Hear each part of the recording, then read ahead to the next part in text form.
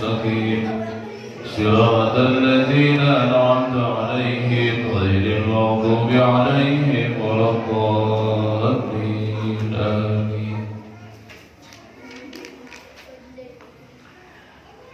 Al-Baqarah ayat 100.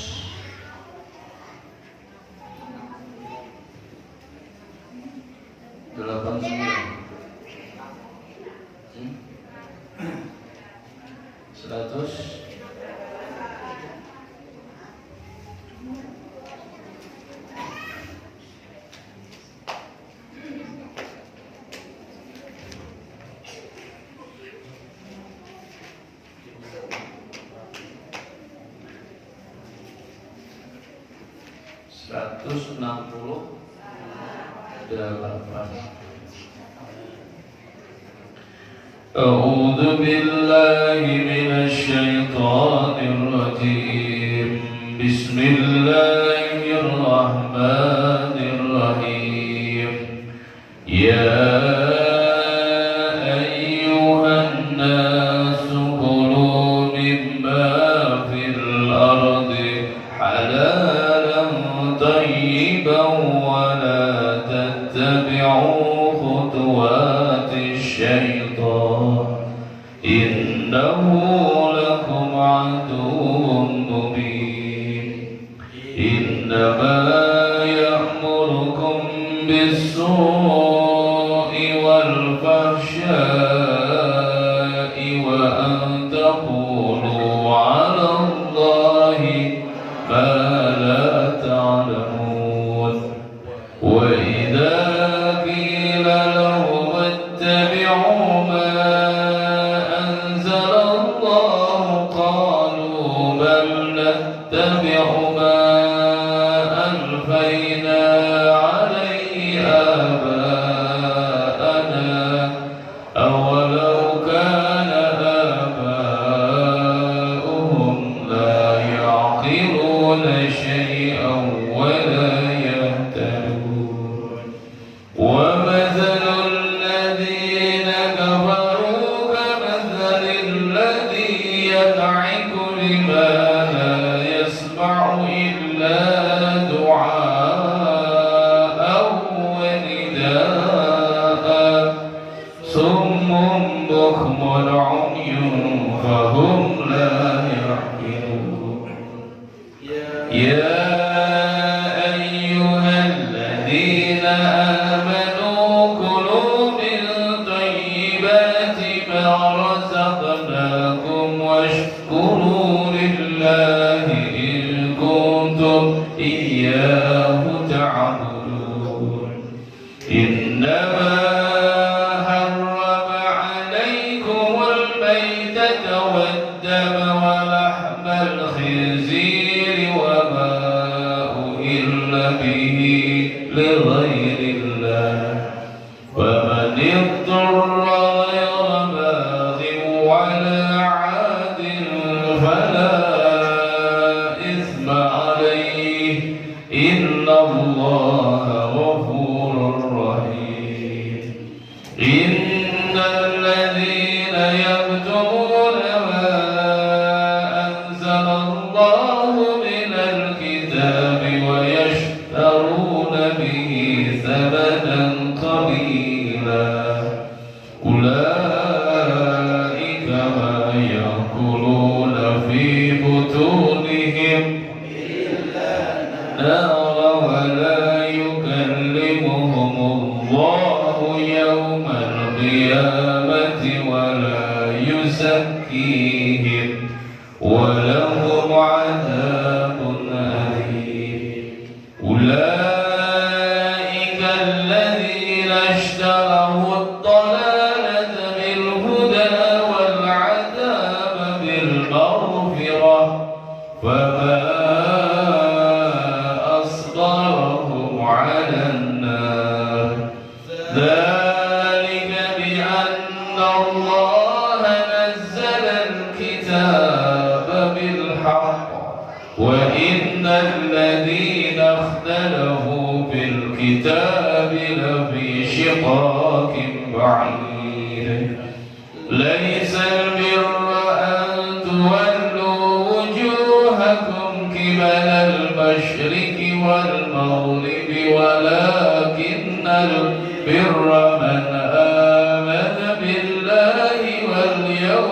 الآخر واليوم الآخر والملائكة والكتاب والنبيين وآتى المال على حبه ذوي القربى واليتامى والمساكين وابن السبيل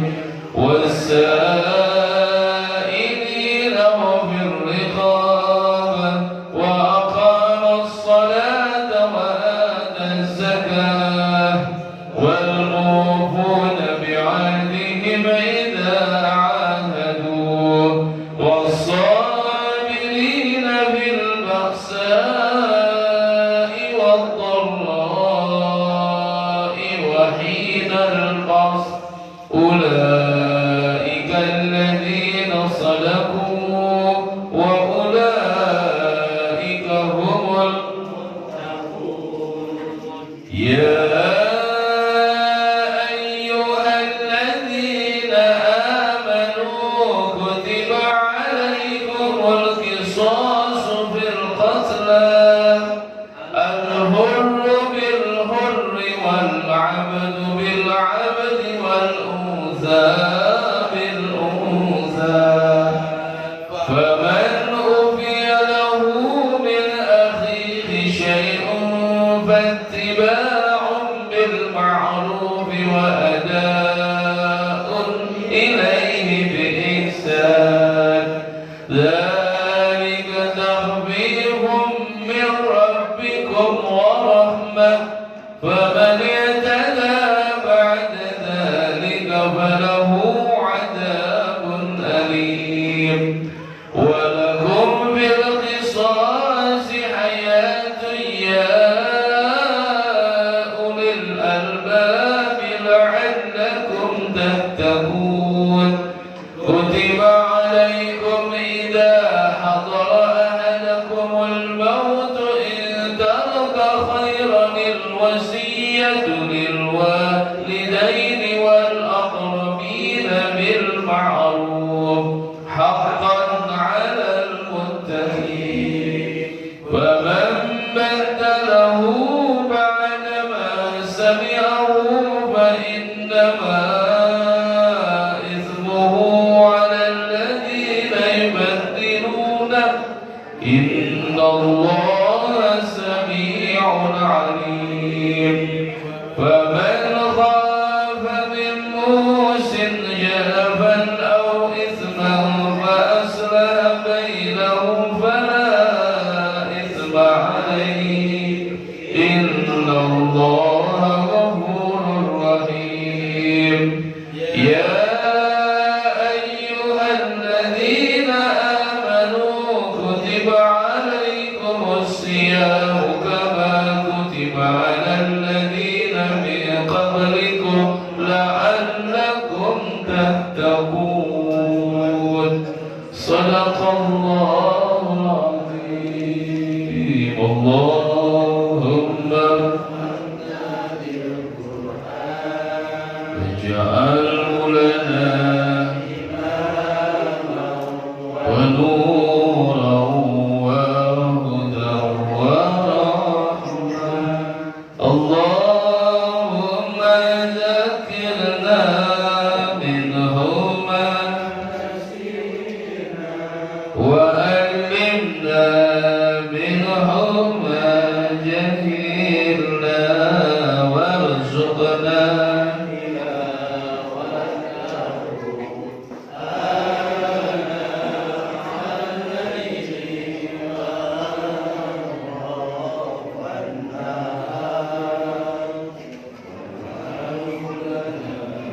حجة يا رب العالمين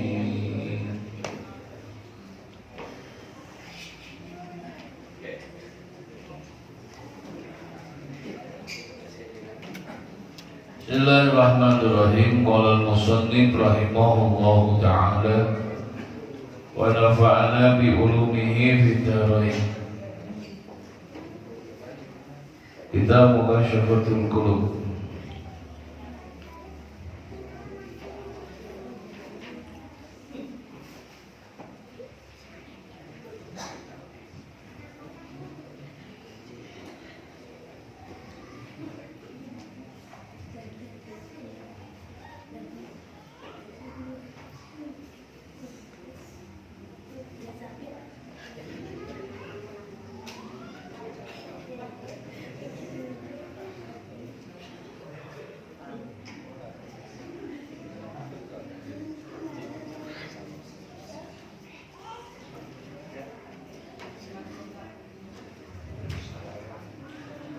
Bismillahirrahmanirrahim. Wa qala Malik ibnu Dinar ittaqus saharata fa innaha taskhar qulubal ulama yakni ad-dunya.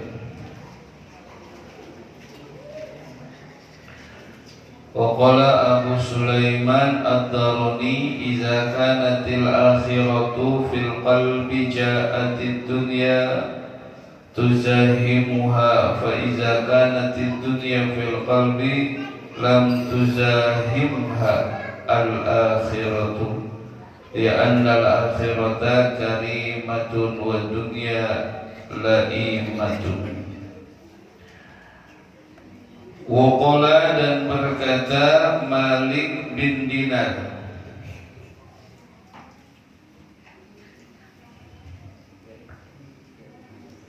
salah satu sahabat Rasul sallallahu alaihi wasallam, ittaqus saharata, takutlah kalian as-saharata kepada sihir. Fa innaha taskhuru qulubal ulama. Takutlah kalian kepada saharah, sihir. Sesungguhnya saharah itu akan menyihir qulubal ulama, kepada hati-hatinya para alim ulama. Yakni maksudnya saharah, sihir adalah ad-dunya, dunia. Dunia itu bisa disebut sihir dan sampai bisa menyihir hatinya para alim ulama.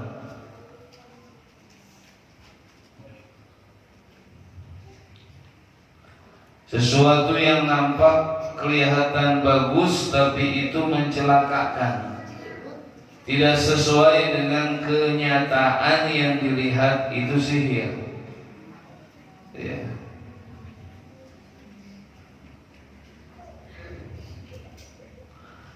Makanya orang-orang yang ahli ma'rifat itu mereka senantiasa melihat dunia ini penuh dengan kehati-hatian. Orang yang sudah terbuka hatinya ma'rifat kepada Allah akan mengetahui hakikat yang sebenar-benarnya hakikat. Karena banyak yang tertutup sehingga tidak mengetahui apa yang ada di dalamnya. Orang-orang yang makrifat kepada Allah tahu persis itu. Yang mungkin kata orang umum itu indah, ya, menggiurkan, tapi dalam pandangan ahli makrifat itu bukan seperti itu.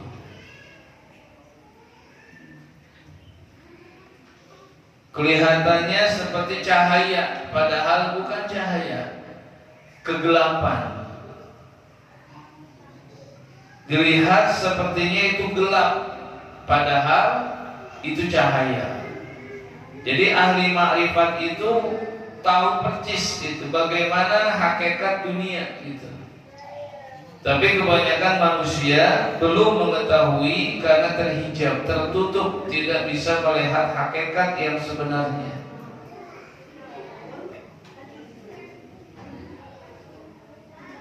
Maka ada bahasa falyadhaku qalilan wal yabku katsiran. Ya. Tertawalah kalian sedikit dan banyaklah menangis. Itu dapat disampaikan. Kalau kalian tahu apa yang aku tahu, kata Nabi, maka kalian akan falyadhaku qalilan wal yabku katsiran. Kalau kalian mengetahui apa yang aku ketahui, kata Nabi, maka kalian pasti akan lebih banyak apa? Menangis dan sedikit tertawa. Bukan tertawa begitu. Tertawa di sini maksudnya adalah kesenangan, bersenang-senang. Orang yang sudah tahu apa yang kurasakan, kata Nabi, lebih banyak dia menangis daripada bersenang-senang, gitu maksudnya. Dan tidak sedikit juga para ulama sudah tersihir hatinya dengan urusan dunia.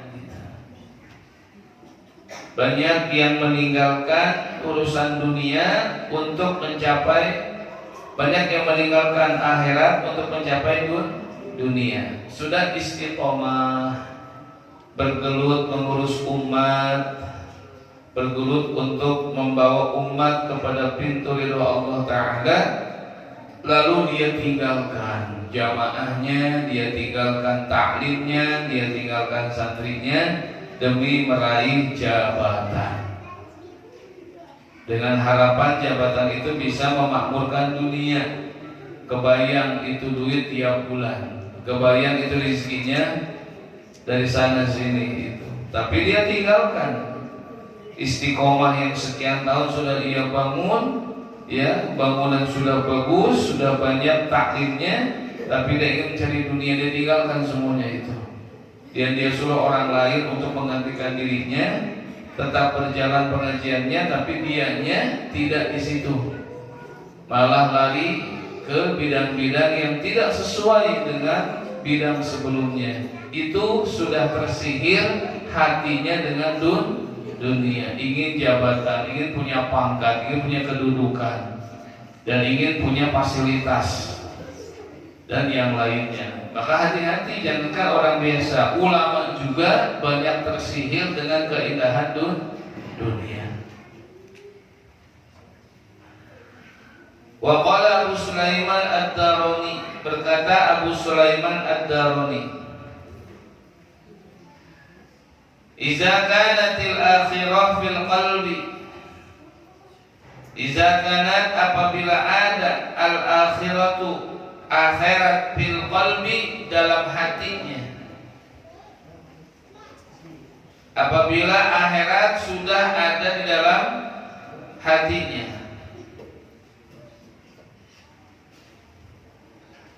ja'atid dunya tuzahimuha,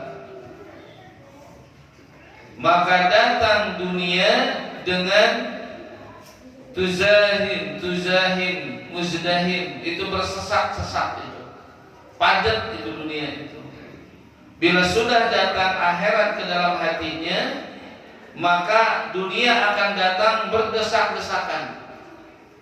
Artinya apa? Kalau sudah datang dunia, datang akhirat dalam hati kita, ini banyak godaan ini. Kalau sudah akhirat datang ke dalam hati kita, sudah masuk dalam hati kita, nanti dunia datang dengan tuzahim, zahim, berdesak-desakan datang itu.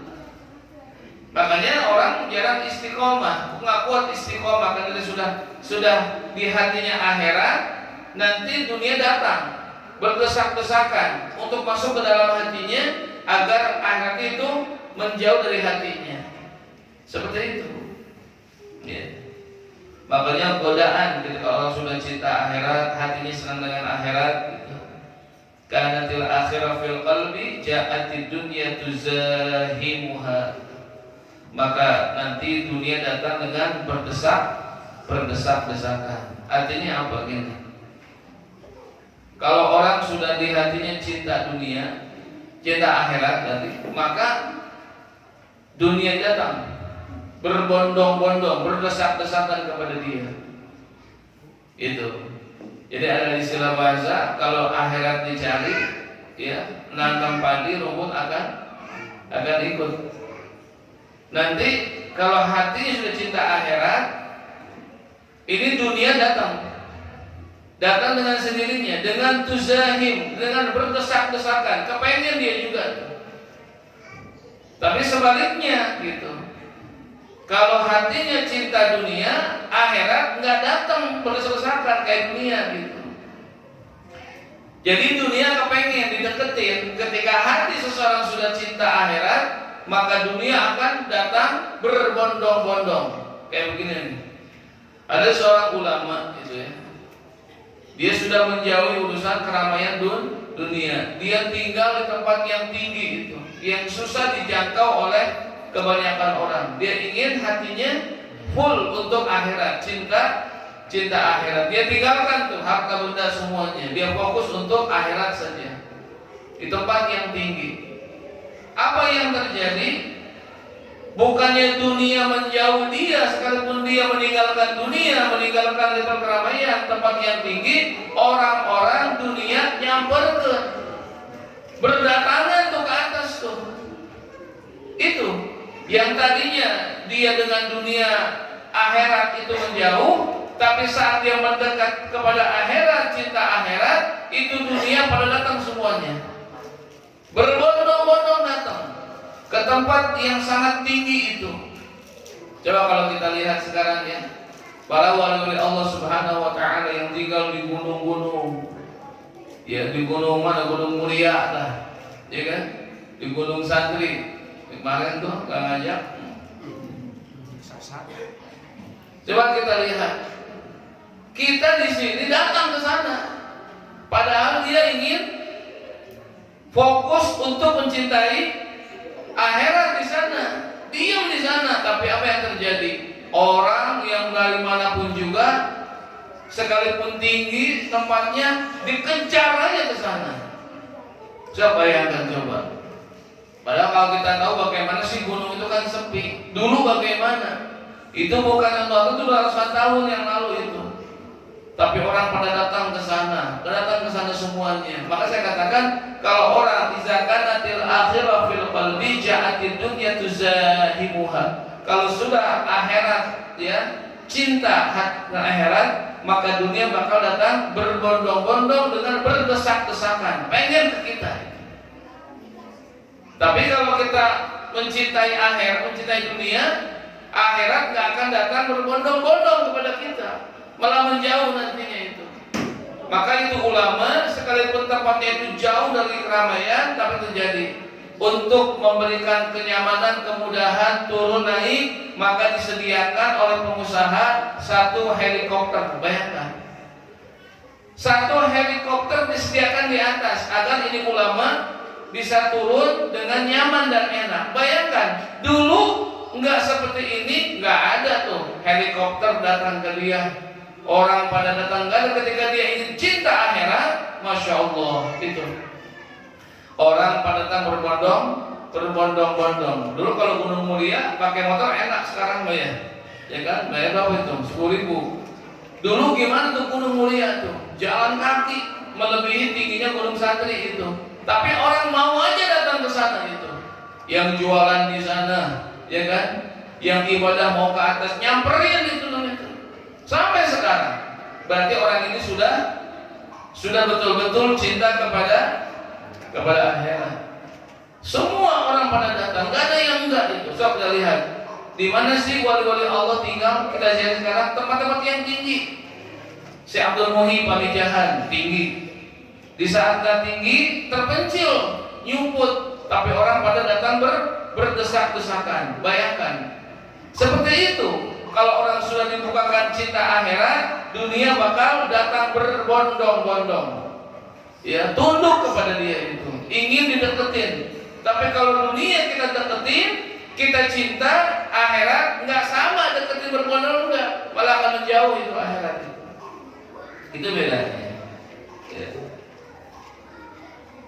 Zahid. Tetapi faiza kanat, maka apabila ada apa dunia itu fil qalbi, dalam hati kita, lam tuzahimha al akhiratu, maka tidak akan berdesak-desakan kepada hati tersebut al akhiratu, itu akhirat. Enggak tuh. Ya, kalau orang sudah sibuk dengan dunia, bahkan lupa sholat, lupa anu aja udah. Tapi kalau dia cinta akhirat, dunia ingat ke dia, ada yang ngasih anu, segala macam dikirim itu, makanan, minuman yang enak-enak datang gitu. Insya Allah ya. Cari seperti itu, mulai ya. Nanti kalau ada bahasa gini kan, aslih ibadataka aslahallahu hayataka, itu asli ibadataka aslahallahu hayataka, perbaiki ibadahmu, Allah akan perbaiki kehidupanmu. Itu kunci, terumus itu. Aslih ibadataka aslahallahu hayataka. Perbaiki ibadahmu, nanti Allah akan perbaiki kehidupanmu. Iyyaka na'budu, na'budunya dulu maksimalkan, nasta'innya akan datang di kemudian. Jangan pengen nasta'in terus, ditolongin dulu, ada na'budunya enggak gitu. Ya kan? Hati-hati. Na'budunya dulu maksimalkan, namun nasta'innya akan datang di kemudian. Kadang-kadang manusia itu minta didahulukan nasta'innya, ingin ditolong, ingin diberkahkan, ingin diselamatkan, tapi na'budunya enggak didahulukan. Makanya aslih ibadataka aslahallahu hayataka. Perbaiki ibadahmu, Allah akan perbaiki kehidupanmu, kata Allah Ta'ala. Nah di situ. Makanya betul, kalau seandainya iyyaka na'budunya kita maksimalkan, insya Allah nanti baru nasta'in akan datang di kemudian. Itu rumus. Fa inna ma'al usri yusra. Kesulitan ada kemudahan. Dan Allah ulangi untuk kedua kalinya. Makanya kalau kita ingin dunia kita ditolong oleh Allah Ta'ala, perbaiki akhirat kita, perbaiki ibadah kita, insya Allah kehidupan kita sedikit demi sedikit akan diperbaiki oleh Allah Subhanahu wa Ta'ala. Insya Allah. Karena janji Allah, ya, janji Allah.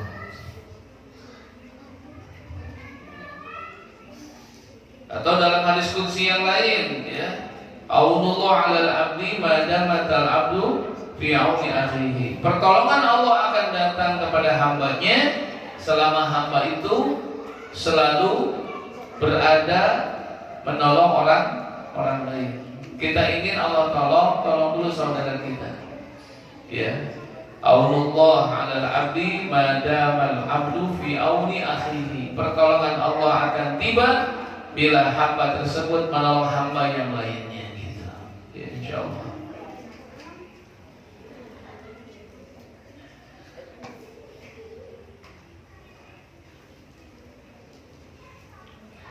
Li'annal akhirata, karena sesungguhnya akhirat itu karimatun, mulia. Wa dunya, sedangkan dunia itu laimatun, tercela. Ya, tercela. Wa hadza tasydidun 'azimun, ini adalah semacam tasydidun 'azimun, sesuatu yang tegas dan diberatkan, yang harus itu, ya. Wa narju, dan kami berharap ayyakuna ma zakarahu, apa yang telah disebutkan, ya, Yasar bin Hakam, ya, Yasar bin Hakam sahih izqala, ini apa yang beliau katakan mazakarahu Zayyar, ya, bin Hakam itu sahih, benar. Tatkala qala Yasar bin Hakam berkata, ad-dunya wal akhirah yajtami'ani fil qalbi fa ayyuhuma ghalaba kana al-akhar tab'an lahu. Dunia dengan akhirat itu akan tajtami'an, berkumpul fil qalbi, dalam hati. Ya, fa ayyuhuma maka mana keduanya ghalaba, yang lebih unggul, kana al-akhar tab'an lahu, maka yang lain pun akan mengikutinya. Akhirat dengan dunia akan kumpul dalam hati. Mana keduanya yang paling ghalaba, yang paling lebih unggul itu. Kanal akhir, maka yang lainnya pun akan mengikuti itu. Itu kata beliau. Makanya kita harus betul-betul makrifat kepada Allah Subhanahu wa Ta'ala. Masalah urusan dunia ini harus makrifat. Wa qala Malik bin Dinar, berkata lagi beliau, biqadri ma tahzanu lid dunya yakhruju hammul akhirah.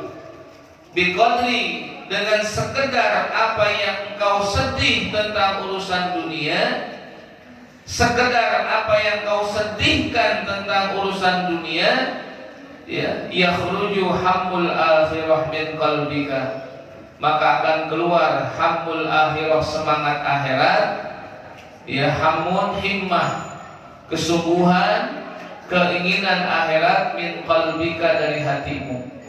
Sekedar apa yang kau sedihkan urusan dunia, maka keluarlah himmah akhirat, keinginan akhirat, semangat akhirat dalam hati engkau. Jadi gini, ini salah satu ciri-ciri orang yang ma'rifat kepada Allah Subhanahu wa ta'ala. Gini, disebutkan tadi, seberapa besar sih kadar sedih kita masa urusan dunia, maka saat itu pun akan keluar semangat untuk akhir dalam hati kita.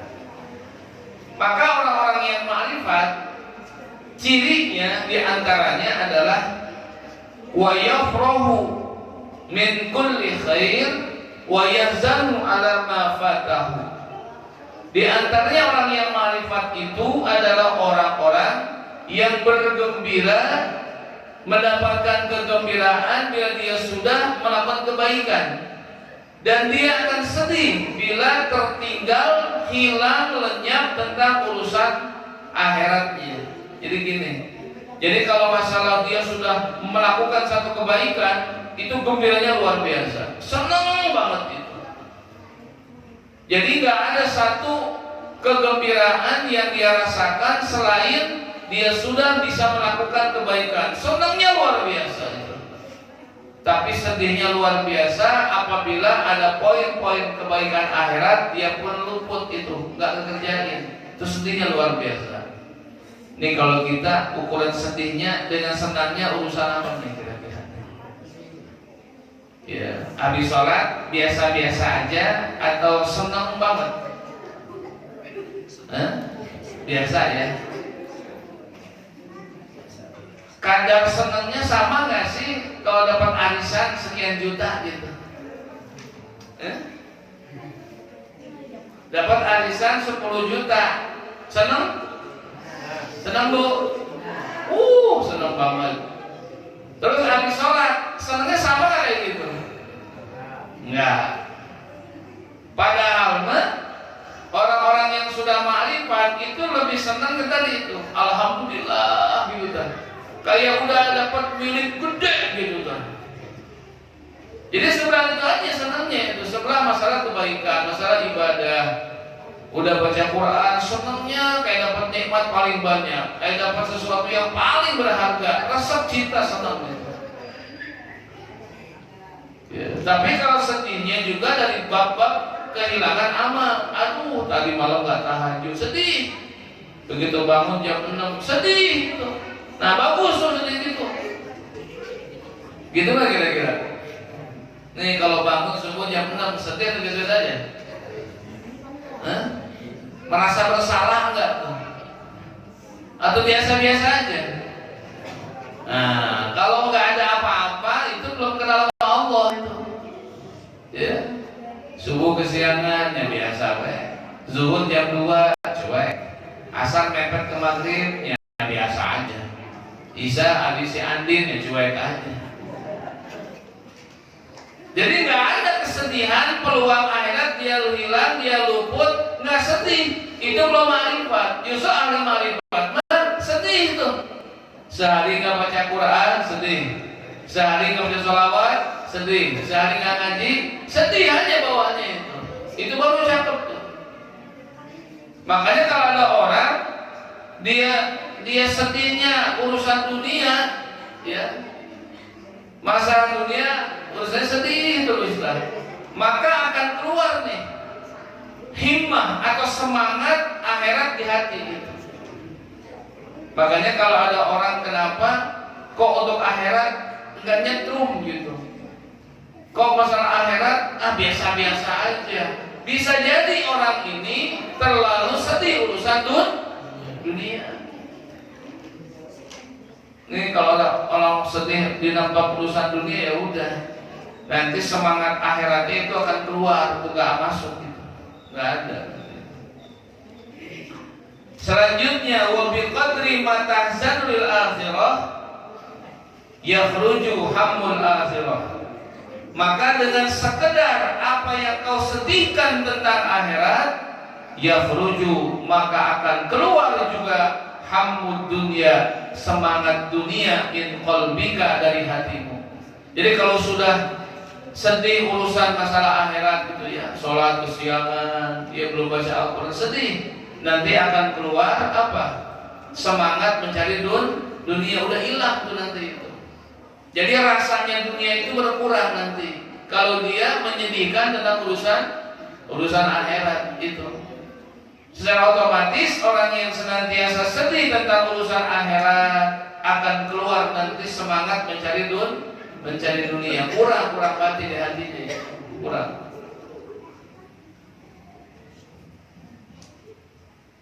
Tapi orang-orang belum pernah mencapai ke situ gitu. Karena memang dunia ini dikemas oleh setan bagaimana dibikin indah, dibikin nyaman, dibikin betah, dibikin senang di dunia itu, dipoles demikian rupa, ya, dengan polesan yang indah, dengan cover yang menggiurkan, sehingga banyak orang yang terjerumus ke situ itu. Ya, dunia sengaja dijadikan oleh setan sebagai ladang untuk menjerumuskan manusia. Kita ingat dalam surat apa itu, Al-A'raf ya, ayat berapa itu? Masih awal-awal itu, masih ayat belasan itu kan. Ini kan salah satu cara setan menggelincirkan manusia dengan bab ini sebenarnya. Saat setan berkata, qala fa bima aghwaytani la aqudanna lahum siratal mustaqim. Saat setan itu berkata di hadapan Allah, ya Allah, fa bima aghwaytani, dengan sebab engkau telah menyatakan bahwa aku ini sesat, aku ini enggak benar, la aqudanna lahum siratal mustaqim, aku akan halang-halangi manusia dari jalanmu yang lurus itu. Ya, jadi dengan sebab setan sudah dinyatakan oleh Allah itu sesat, ya, dengan perbuatan salah dia kepada Nabi Adam nggak mau hormat sujud, maka setan pun dikatakan oleh Allah demikian, sesat. Maka dengan sebab engkau telah menyatakan aku sesat, aku akan menggelincirkan, menghalang-halangi manusia dari jalan yang lurus. Summa kemudian katakan, la atiyannahum min baini aydihim, aku akan goda dari depan mereka, wa min khalfihim, dari belakang mereka, wa an aymanihim, dari sebelah kanan mereka, wa an syama'ilihim, dan dari sebelah kiri mereka, wa la tajidu aktsarahum syakirin, dan kebanyakan engkau ya Allah tidak akan mendapatkan hamba-Mu yang bersyukur kepadamu. Ini setan akan buat propaganda agar manusia masuk semua ke situ. Yang pertama, min baini aydihim, di hadapan kita, di hadapan manusia, setan bikin ulahnya apa? Diragu-ragukan tentang akhirat, diragu-ragukan masalah akhirat, biar tertutup itu, nggak kebuka, biar manusia itu nggak mikirin akhirat, diragu-ragukan manusia tentang akhiratnya itu. Jadi bagaimanapun juga dunia lupa aja, udah goflah, udah lupa ingatan akan akhirat itu. Ya, lupa akan persiapan menjelang akhirat. Bagaimana maksudnya orang lupa akhirat? Apa akalnya nggak ingat sama sekali? Tetap dia ingat kubur, dia ingat nanti akan ada kematian, ingat. Cuman maksudnya dilupakan akhirat di sini. Orang kaya yang sudah banyak uangnya, hartanya, dia nggak sedekah zakat. Ini orang kaya ini lupa akhirat. Uangnya nggak disedekahin, nggak diinfakkan, nggak dizakatin. Nah, orang kaya begini namanya udah lupa akhirat gitu. Orang berilmu, dia nggak mengamalkan ilmunya itu, ya, meninggalkan untuk tidak mengamalkan ilmu. Nah, orang alim ini lupa akhirat gitu. Paham nggak kira-kira? Atau pedagang yang mungkin dagangannya curang, timbangannya nggak bener. Ini pedagang lupa akhirat, gitu. Ya, lupa akhirat. Yang kedua dari arah belakang, apa maksudnya? Yaitu zayyana lahumud dunia. Dunia dibikin indah. Nah ini nih. Dunia dibikin indah oleh setan. Yeah. Contoh, apa sih dunia itu isinya yang dibikin indah? Zuyyina lin-nasi hubbus syahawat minan nisa wal banin. Ya, dijadikan pandangan syahwat dalam hati manusia, cinta kepada minan nisa, resep ke awewe. Benar? Tete? Nah, siapa yang gak suka? Bohong. Pasti suka. Jangankan yang belum nikah, yang udah juga pengen. Nah, ini. Yang kedua wal banin, syahwat kepada anak, ya, kepada cucu. Wah, senang banget dibawa-bawa ngaji juga ya. Oh, dibawa cucu, dibawa anak itu, ya. Senang itu. Itu syahwat. Apalagi wal qanatiril muqantarati minaz zahab wal fiddah, harta yang banyak, pengen ya yang banyak harta, terutama zahab wal fiddah, emas dan perak itu. Senang tuh. Itu perempuan apalagi itu. Makanya kalau perempuan kesel dikit Pak ya, kalau datang bulan sensitif perempuan biasanya. Benar Ibu ya? Datang bulan sensitif itu. Sensitif perempuan di sini itu. Udah nggak enak badan lah, udah segala macam. Kasih dia masalah, lebih emosi. Apalagi sudaring, wah udah dah. Bawanya kesel sensitif, bawaan emosinya beda emosinya itu. Lagi gitu Pak, jangan dimarahin. Bawa ke toko emas. Cager. Ya, sembuh tuh. Sembuh istri kita Pak. Suaminya sakit. Benar. Itu perempuan begitu senangnya. Sok coba. Gak usah banyak ngomong. Kalau dia kesel, lagi bete, lagi galau, gak usah ceramah. Gak usah. Yuk, Nana, yuk ikut shopping. Oh itu sembuh shopping. Betul nggak Bu? Dia udah bete, kesel, udah galau, dimarahin sama suaminya. Udah nggak perlu dia banyak ngomong, udah bawa aja. Bawa shopping dah, cager dah. Betul Bu?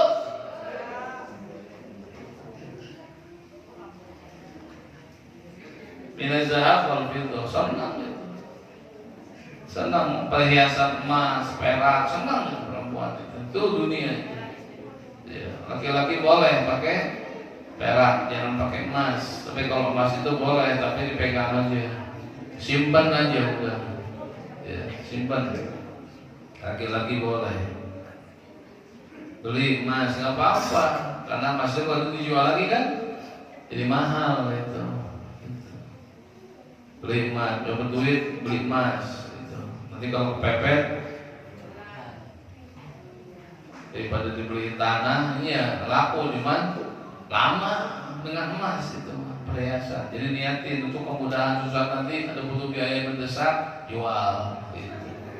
Ya Bu ya. Lagi lebaran, bukan pulang kampung, biraku perang kota nggak ada emasnya, beli emas tuh. Pulang lagi ke Bandung, jual lagi. Itu orang lembur sawah begitu ya. Jadi kalau ke kampung lebaran kalau nggak nempel berujak burino kayaknya mungkin mendingan gak usah pulang dah. Kalau maluin orang kampung sana tahunya yang di kota itu banyak duit, hati-hati loh. Lah remuk di sininya teh. Pontang-panting jatuh bangun sangkaan mereka di sono banyak tuh. Makanya kalau nggak punya duit mendingan gak usah pulang sekalian, percuma. Sono udah bagi pipi, uang, cangcing, segala macam. Pikirnya kita banyak hut, akur. Makanya dia nggak pulang-pulang. Bukan apa-apa. buat ongkos pas-pasan, orang nggak bisa ngasih. Tuh, betul kan nih? Curhat ya? Ya, alhamdulillah. Diingetin gitu. Makanya begitu pas corona nggak mudik. Oh, saya pengen mudik, bang punya duit. Ngegos aja gitu. Ya, itu. Kalau punya emas kan udah jual, itu kan bisa itu. Investasi di emas. Perak. Laki-laki boleh beli emas, silakan simpan nanti kalau ada perluan jual. Gitu. Makanya bersyukur kalau punya suami emas itu. Itu paling kaya itu seorang istri yang punya suami emas itu. Itu bukan keramat, 70 kilo. Itu kaya itu. Ya, hidup melarat gimana punya emas puluhan kilo itu. Orang cuma gram-gram, 10 gram, 20 gram, paling betul 50 gram. Ini suaminya 80 kilo itu kemarin, sekarang udah kecil perutnya lumayan. Ya 73 lah kalau itu. Alhamdulillah.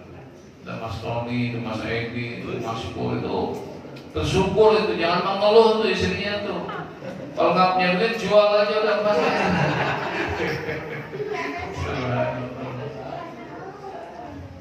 Potong tangan. Iya.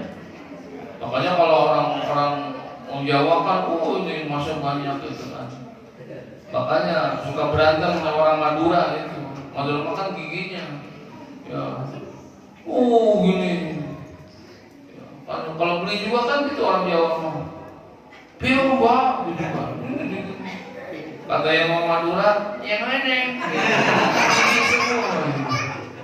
Dia nggak kalah, tangannya banyak emasnya, katanya itu Madura juga giginya emas itu.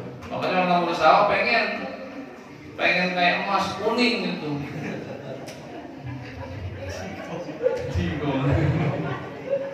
Bapak Rasyid senang gitu. Iya.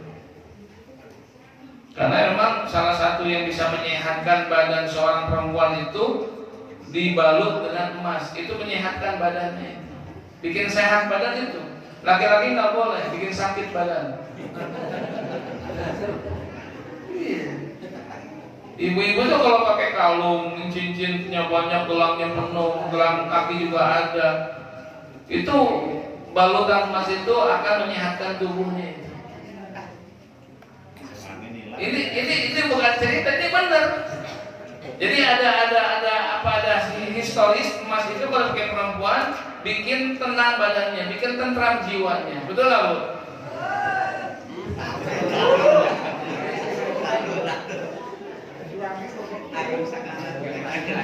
Jadi kalau perutnya mules sedikit jangan dibalut pakai plester, nggak usah. Nggak usah, udah masukin tangannya itu emas 5 gram, langsung perutnya sembuh seketika itu. Subhanallah. Kalau istri itu lagi manyun, murung, marah-marah, nggak usah banyak ngomong, masukin aja lah gelangnya 10 gram aja. Tuh. Yang tadinya monyong jadi kering. Dasar coba.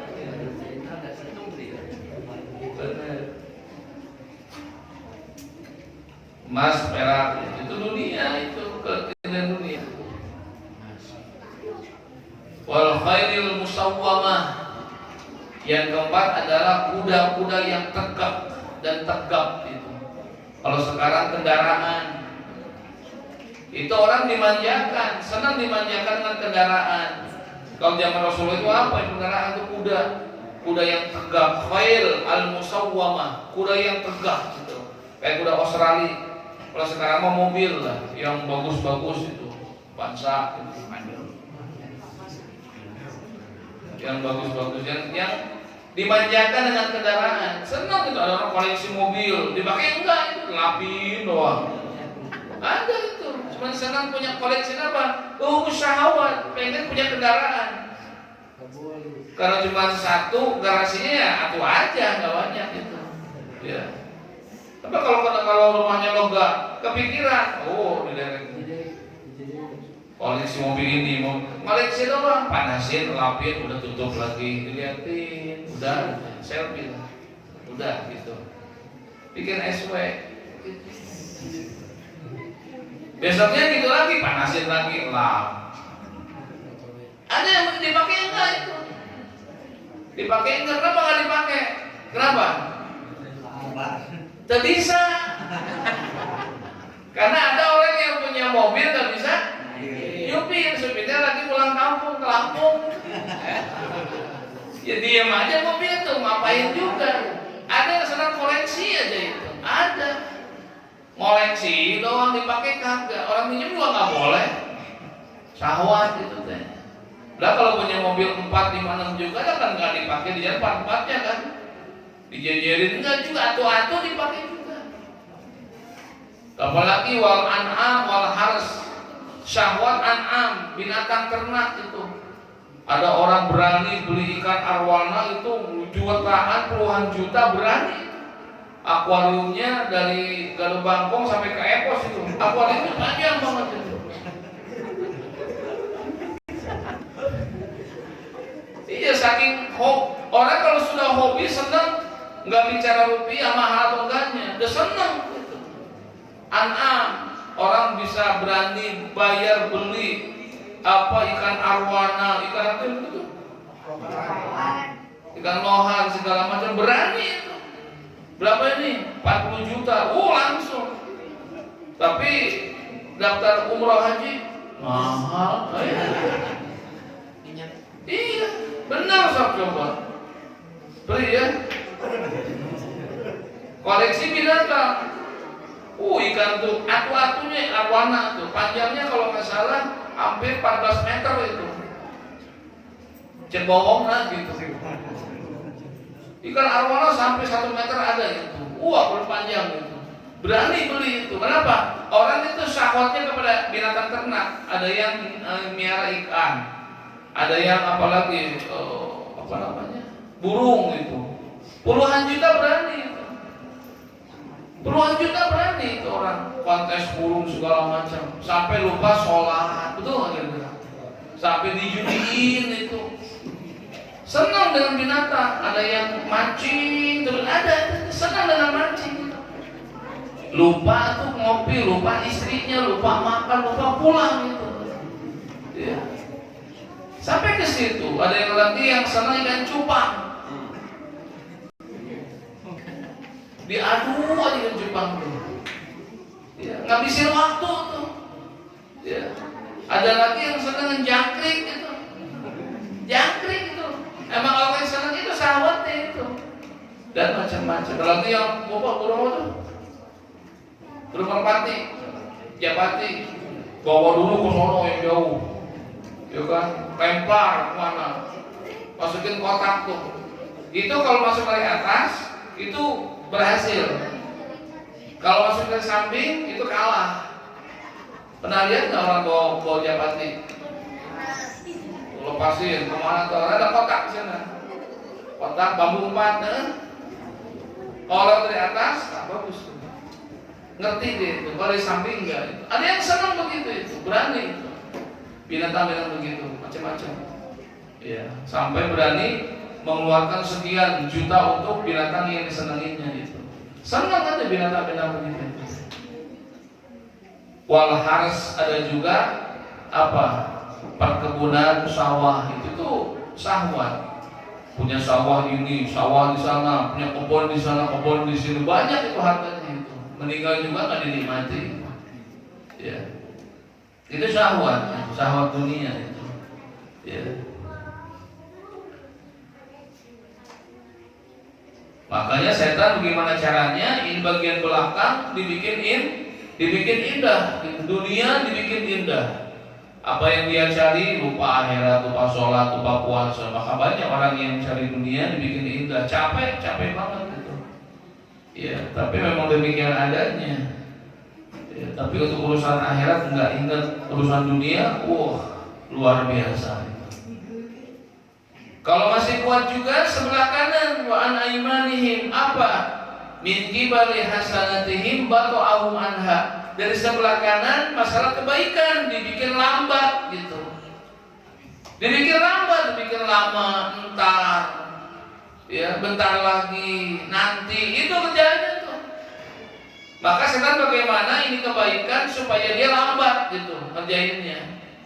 Ya, udah komat gitu, masih aja kagoknya 2 cm lagi kebudut gitu.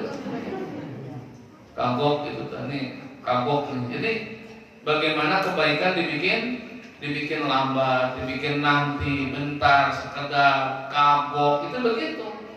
Ya. Ada kerasa kan? Kerasa ya? Dibikin lambat, nanti sholat juga saat belakang aja gitu kan. Nonton Persib paling depan gitu kan. Yang terakhir sebelah kiri adalah milki bali sayyi'atihim zayyana lahum. Sebelah kiri urusan kejelekan, dibikin betah, dibikin seneng gitu kan. Itu bahaya. Hati-hati ya. Insyaallah mudah-mudahan kita enggak. Kenapa arah depan, belakang, kanan, kiri aja? Kenapa arah yang atas enggak gitu? Ya, Ibnu Abbas menjawab bahwa sebelah atas enggak, setan enggak mampu. Fa innaha rahmatullah. Karena itu arah rahmat Gusti Allah. Makanya saya mengatakan illa ibadaka minhumul mukhlasin. Aku enggak bisa menggoda 4 penjuru ini asalkan hamba-hambamu ya Allah yang mukhlasin, yang ikhlas. Nah, atas enggak bisa. Arah atas nggak mampu setan. Kenapa? Atas mah rahmat Allah. Orang yang ikhlas kepada Allah itu nggak akan mampu setan menggoda. Setan yang bilang illa ibadaka minhumul mukhlasin, kecuali hamba-hambamu yang ikhlas. Makanya arah atas nggak kena, setan nggak berani. Depan, kanan, depan, belakang, kanan dan kiri. Itu mesti dibenteng gitu. Jangan sampai jebol tuh. Kalau orang masuk perangkap ini masuk, banyak yang masuk gitu. Maka bentengan. Maka bentengnya kata Nabi dalam kitab Nasihul Ibad dijelaskan al-husul lil muslimin nasyan salatah. Bentengnya orang muslim, orang mukmin dari godaan setan yang tadi 4 tadi itu 3. Pertama apa? Zikrullah. Zikir kepada Allah adalah benteng. Yang kedua, Al-Qur'an hisnun. Quran adalah benteng. Yang keempat, 3 adalah al-masjidu hisnun. Zikir, Quran, masjid, benteng. 4 ini gak akan kita masukin. Setan gak berani. Kalau umat Islam masih baca Al-Quran, masih berzikir, masih memakmurkan masjid, insya Allah gak akan kena. Filosofinya sebelum kita Minhajul Abidin, setan itu akan mengejar ya, dan akan menggoda apabila manusia ini keluar dari rombongannya, lepas dari kelompoknya. Maka Imam Ghazali menggambarkan keadaan ini setan seperti serigala, binatang buas. Saat iring-iringan domba banyak, itu serigala diam. Padahal di depannya ada kambing, tapi masih kumpul, masih satu tempat, satu lingkungan, satu rombongan. Kalau dikejar bisa aja, pada TV ya. Kalau serigala dia mau jadi pinggir, padahal rombongan kambing pada lewat, tapi belum rombol. Tapi kita lihat coba, kambing yang misah dari golongannya, itu yang dikejar itu. Kenapa nggak dikejar langsung? Itu kambing kan banyak, karena nggak berani, karena banyak itu rombongan. Tapi lihat, ketika ada kambing atau rusa, dia lepas dari rombongannya menjauh, kah itu yang dikejar-kejar. Ya, jamaah begini nggak akan dikejar-kejar, yang berhenti ngaji tuh. Tuh,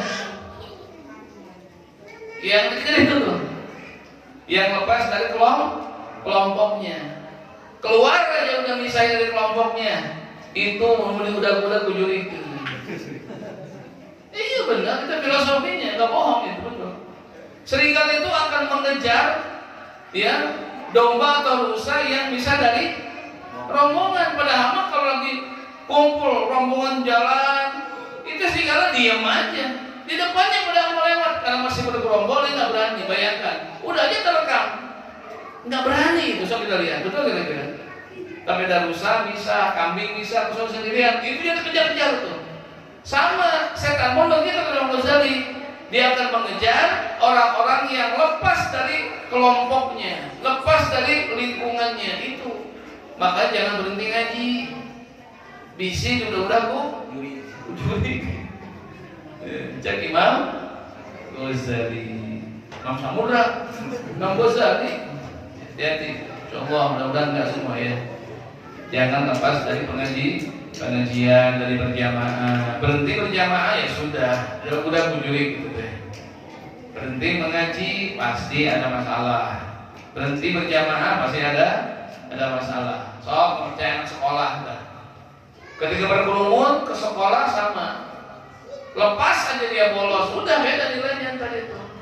Nggak sekolah lagi lah, udah baong lah, udah badung lah, udah nggak kurus pergaulan. Kenapa? Udah nggak sekolah lagi, udah main kemana atau nggak keurus, sama seperti itu. Ya sama. Hati-hati itu. Walaupun kita nggak bisa apa-apa, jangan lepas dari rombongan dan kelompok itu. Insya Allah. Nanti pun akan saling mendoakan. Itu makanya Nabi pernah mengatakan, kalau ada si fulan sudah biasa berkumpul dengan si fulan yang lain dalam majlis, dalam berjamaah, nanti pada saling mencari. Ketika di sorga nanti si fulan kemana ya? Oh nggak ada, dekat sama kita bareng kalau berjamaah, kalau ngaji. Digambar oleh malaikat, si fulan di neraka. Itu jamaah semuanya berbondong-bondong demo bahasa kita mah. Ya Allah, ini si fulan dengan saya, bergaul dengan saya di pengajian berjamaah. Kalau ya Allah diangkat ke surga nanti. Itu berkahnya berjamaah kayak begini juga nih. Nggak ada satu jamaah, dua jamaah. Sekarangnya nggak gitu. Sekarangnya si anu kemana? Oh, dengan terpakai kan begitu ya. Nanti dicari begitu yang terpakai itu nggak masuk surga. Dicari-cari, mana sih fulan? Kok nggak ada? Itu kan kita bareng kalau nanti kemisan. Iya ya. Ya Allah, kemana sih fulan bin fulan? Oh dia di neraka. Kenapa? Terpakai. Ciloko. Ya udah, kata Allah ada apa ya gini-gini. Kita kan bersama, suka bergaul, suka kumpul. Ya Allah, berikan syafaat, pertolongan, ampuni mereka yang salah gini-gini. Ya udah diangkat langsung ke surga. Diangkat langsung gitu dengan berkahnya berjamaah. Begitu naik ke surga, bawa paket juga tuh orang itu. Masih udah bawa gitu. Macam-macam. Oh, naik juga gitu. Oh iya malah. Bukan paket, bukan apa ya. Apalah makanya gitu. Ya janganlah, ayo kita jangan lepas. Walaupun kita nggak ngerti ngaji, nggak paham pengajian, belum ngerti ilmu, udah kumpul aja. Paham nggak paham, duduk aja udahlah. Ya, nggak ngerti, duduk aja udah. Terus ngaji makan aja udahlah gitu. Beres kan? Jadi yang gede bukan ilmu, perut yang gede. Alhamdulillah. Iya nggak apa-apa. Ini mau ngaji kagak, makan kagak gitu kan. Dengan makan ya. Mudah-mudahan insyaallah jangan sampai ini udah dunia begini, akhirat juga kacau, dunia juga nggak kaya-kaya banget gitu ya. Allah cari kecintaan kepada akhirat gitu. Kenapa? Karena yang namanya akhirat belum dijamin oleh Allah Ta'ala, belum dijamin loh. Nggak ada satu pun ayat yang menjamin orang beriman ke surga, nggak ada. Kalau Allah jamin ke surga, kita santai aja udah, tenang aja, beriman ke surga, ke neraka, kan tak begitu. Ke neraka dulu ada, baru ke surga. Ada yang langsung ke surga, ada langsung ke surga. Jadi nggak ada jaminan. Kalau dunia dijamin Allah Ta'ala dengan dua ayat Allah. Wa ma min dabbatin fil ardi illa 'ala Allahi rizquha. Tidaklah yang melata di muka bumi ini kewajiban kami ngasih rezeki kata Allah. Udah dijamin tuh. Ayat yang kedua, nahnu narzuqukum wa iyyahu. Kami yang memberikan rezeki kepadamu dan kepada keluarga kamu kata Allah. Ini jaminan Allah Ta'ala. Jadi maksudnya dunia itu dijamin, tinggal jalan ke sana, ikhtiar ke sana ada dunia itu. Tapi keselamatan akhirat belum ada jaminan. Tapi sayang orang lebih mencari yang sudah dijamin, habis-habisan mencari yang sudah dijamin, dan tidak pernah habis-habisan mencari yang belum dijamin oleh Allah Subhanahu wa Ta'ala. Jadi bagaimana? Dahulukan cinta kepada akhirat, nanti dunia akan datang berbondong-bondong kepada kita. Allah nanti urus nanti itu, nanti banyak tuh yang mentingin akhirat, sholat tepat waktu, nanti jobnya ada, pesanan ada, kiriman banyak. Insya Allah itu perbaiki ibadahmu Allah akan perbaiki kehidupanmu. Wallahu a'lam bishawab. Al-Fatihah. Bismillahirrahmanirrahim. Alhamdulillahirabbil alamin arrahmanir rahim maliki yaumiddin. Iyyaka na'budu wa iyyaka nasta'in. Ihdinas siratal mustaqim. Siratal ladzina an'amta 'alaihim ghairil maghdubi 'alaihim waladdallin. Rabbighfirli amin. Subhanakallahumma wa bihamdika asyhadu an la ilaha illa anta wahdaka la syarika laka astaghfiruka wa atubu ilaik bi rahmatika ya arhamar rahimin. Walhamdulillahi rabbil alamin.